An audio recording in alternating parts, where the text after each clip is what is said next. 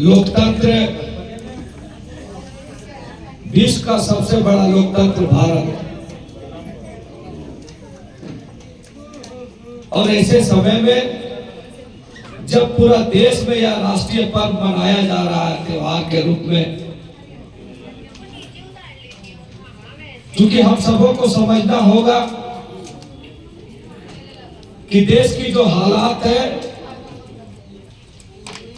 इससे पहले भी हम सांसद का वोट दिए, सांसद भी कई बार आप लोग ने बनाया,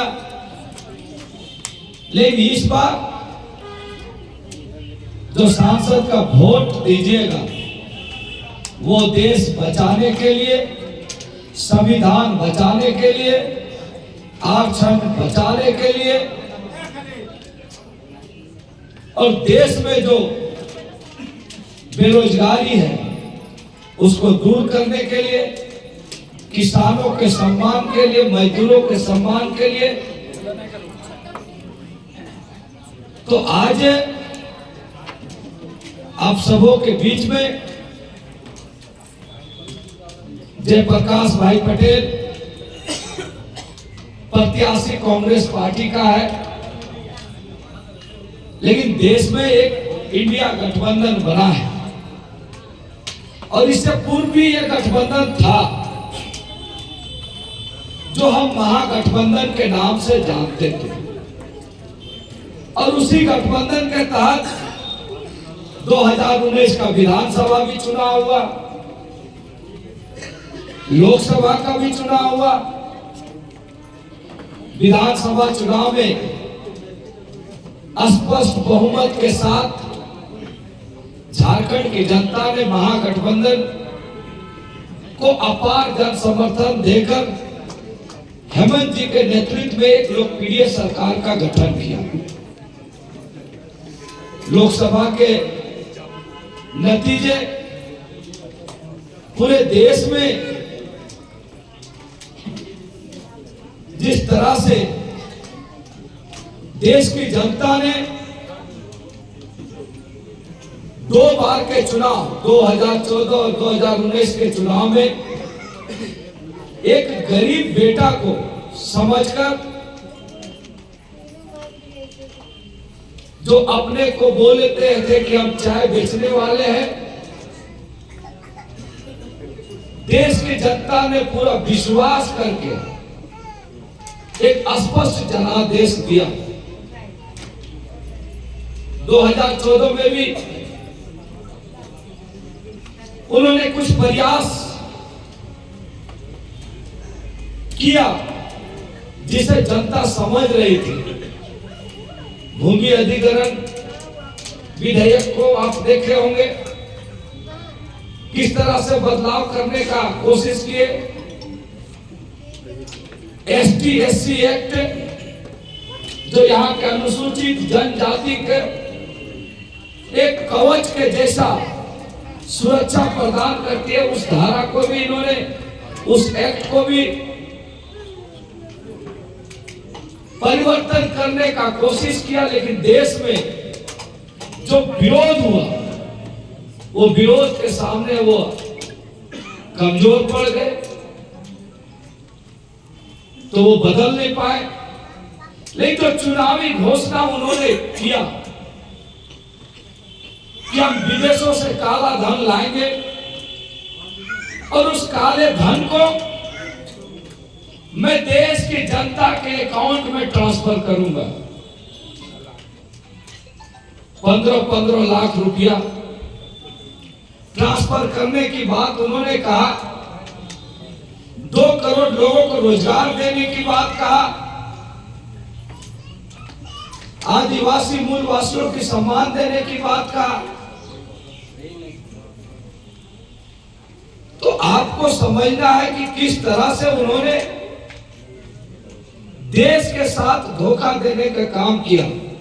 काला धन वापस आया, कहां गया ये तो पता नहीं चला, लेकिन हाल ही के दिनों में आप पढ़े लिखे लोग हैं, समझते होंगे कि सुप्रीम कोर्ट के निर्देश के बाद जो चीजें सामने आया, इलेक्टोरल बॉन्ड, जिसमें उन्होंने चंदा दो और धंधा लो का जो फॉर्मूला अपनाया, वह किसी से छिपा नहीं। देश के गरीबों का तो कल्याण नहीं किए, लेकिन अपने दो मित्र अडानी और अंबानी के लिए सब कुछ उन्हें कर दिया। इसलिए आज जो गरीब का बेटा बोलकर देश की सत्ता में पहुंचे, वो पूंजीपतियों के हाथों में बीत गए और देश के सारे संसाधन उन लोगों के नाम गिरवी करने का कोशिश किए और कर भी रहे। चाहे हवाई अड्डा हो, रेलवे स्टेशन हो, पानी हो, बिजली हो, सारा चीज अडानी अंबानी के नाम पर करने का इन्होंने फैसला लिया और जनता आज देख रही है। इसलिए आज आपको समझना है कि एक ऐसे लोकतंत्र में जहां आज हम कोई भी समस्या लेकर पंचायत में हम मुखिया के पास जाते हैं, पंचायत समिति के सदस्य के पास जाते हैं, वार्ड कमिश्नर के पास जाते हैं, उससे ऊपर उठते हैं तो जिला परिषद के पास जाते हैं, एमएलए और एमपी के पास जाते हैं। लेकिन जो देश में परिदृश्य बना दिए, अगर गलती से तीसरी बार नरेंद्र भाई मोदी जी सत्ता में आएंगे तो ऐसा नहीं हो कि देश का जो चुनाव व्यवस्था हो, कि देश का जो चुनाव व्यवस्था है उसको वो खत्म कर देंगे। और हम सबों के बीच में यह कहीं आखिरी चुनाव ना हो, इसलिए आप सबों के बीच में मैं बोलना चाहता हूं कि मैं बहुत सारे लोगों को जो नेतृत्व करता है, लगभग लोगों को जान रहा हूं और ये 2-4 साल में कुछ नए लोग आए हैं। मैं उन सबों से रूबरू नहीं हूं, बहुत ज्यादा मेरी बातचीत नहीं है, लेकिन पुराने जितने लोग हैं सभी लोगों से मेरा संबंध रहा है।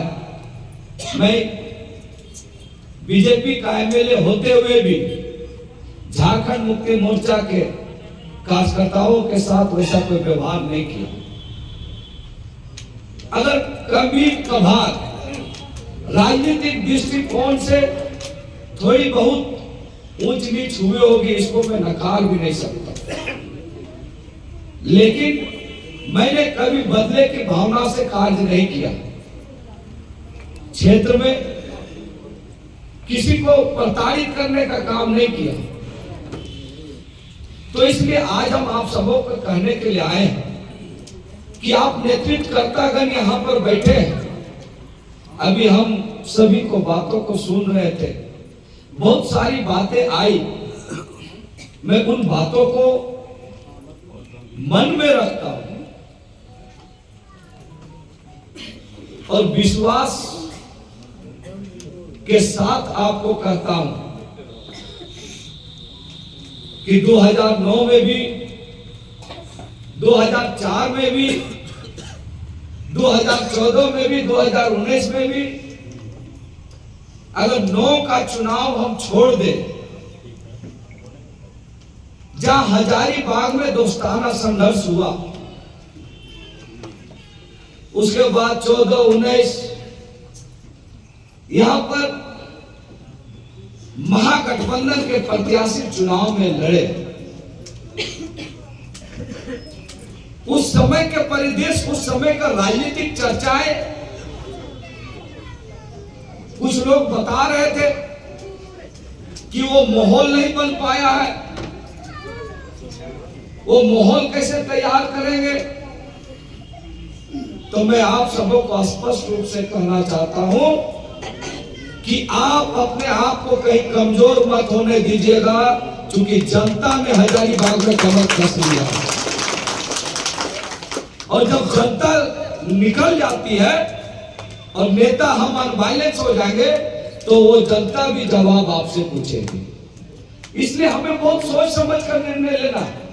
हम बात कर रहे हैं इंडिया गठबंधन की मजबूती की।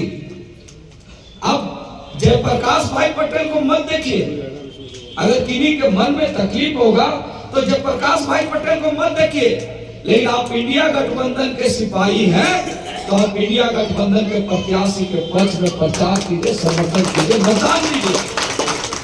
अगर आपके पास संसाधन का अभाव है तो मैं आप सबों से निवेदन करता हूं कि आपको बहुत प्रखंड का दौरा करने का जरूरत नहीं है। आप अपने बूथ और पंचायत जीतिए, लोकसभा हम लोग जीतेंगे। अब हम और आप सिर्फ कटकम सांडी और बही का दौरा करते रहेंगे हवा में, और पता चला मेरा बूथ और पंचायत कोई दूसरा कोई लीड कर गया तो वो भी गलत संदेश जाएगा।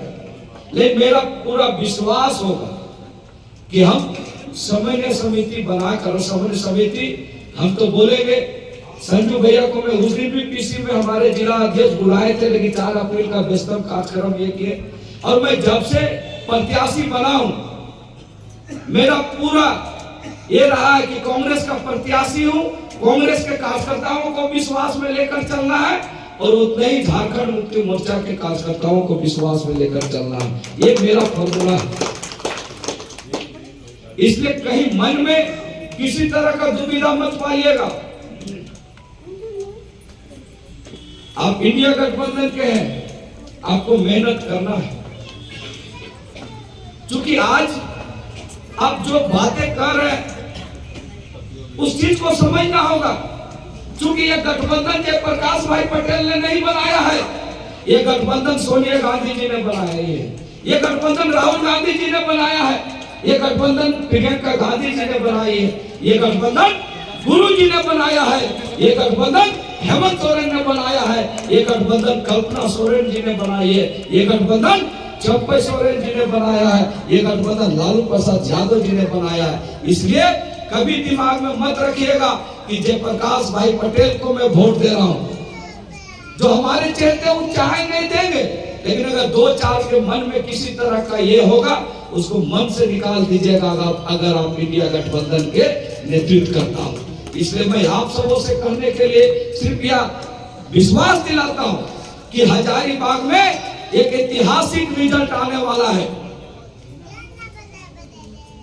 चुनाव यहां पर मैंने कहा 14 में भी लड़ा लोग, 19 में भी लड़ा, लेकिन जब प्रकाश भाई पटेल का जिस दिन से नाम आया, आप कहीं भी गली मोहल्ले, आप बड़का गांव हो, बरी हो, मांडू हो, रामगढ़ हो, कहीं भी जाके पूछ लीजिए। और विश्वास नहीं है तो आप इस सदर विधानसभा के नगर में भी घूम के देख लीजिए। सभी लोग एक ही चीज कर रहे हैं कि बीजेपी को बहुत बार देखा, इस बार जेपी को देखना। ये लोगों के मन में चल रहा है और नहीं होता है तो आप घूर के देख लीजिए। और ये पहली बार होगा कि इंडिया गठबंधन हजारीबाग लोकसभा जीतेगा ही। मैं झारखंड मुक्ति मोर्चा के कार्यकर्ताओं से कहूंगा, ये पहली बार ऐसा नहीं हुआ है कि कांग्रेस यहां नहीं जीता है। इस बार जो बीजेपी के प्रत्याशी है उसको विधायक बनने लायक भी हम लोग नहीं छोड़ेंगे, आपको भरोसा नहीं। ये सदर विधानसभा की जनता ने भी मन बना रखा है। और यह चुनाव झारखंड मुक्ति मोर्चा के कार्यकर्ता जानते हैं। आज बोले